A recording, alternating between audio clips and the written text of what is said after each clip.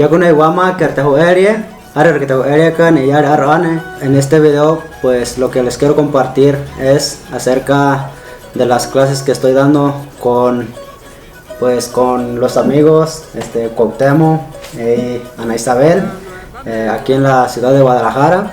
Pues este contenido es para visibilizar a la cultura wixárika y pues también la importancia del idioma, ¿no?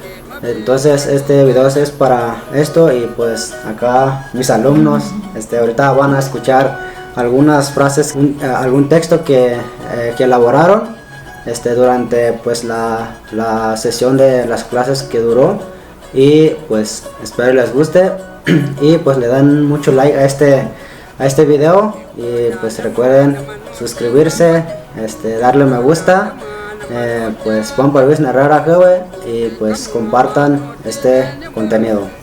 ¿Sale? Juan Parvis.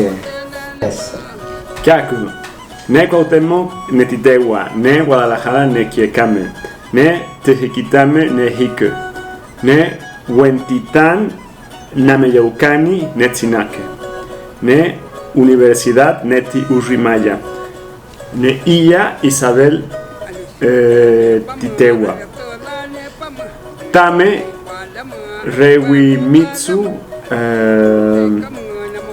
Tepereya, Mitsu Altazor Titegua, ne Tei Rosalba Titegua, ne Auruwi Tarutsima Nepereya, ne Yau Aquileo Titehuacay, ne Tarutsima Jico Xochitl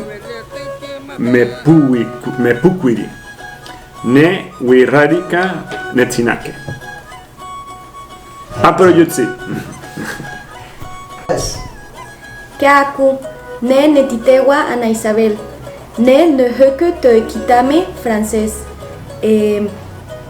ne Netinekutea wixárika, ne Netzinaque Itzaritzilla, ne Guadalajara Nepeca, Nekuna Huerika Titegua, Meke Heke Tequitame Hapavena, Meke Pinaque Yeya, ne Nepereya Rewi Mitsu, Nekutsi Karen Waikari Pinaque Yuniwematua, Nematsu Ukanunutsi Camila Titegua, Neyao Fernando Titegua Meke Pereya Wakanari, Netei Patricia Titegua Meke Pinaque Itzaritzilla.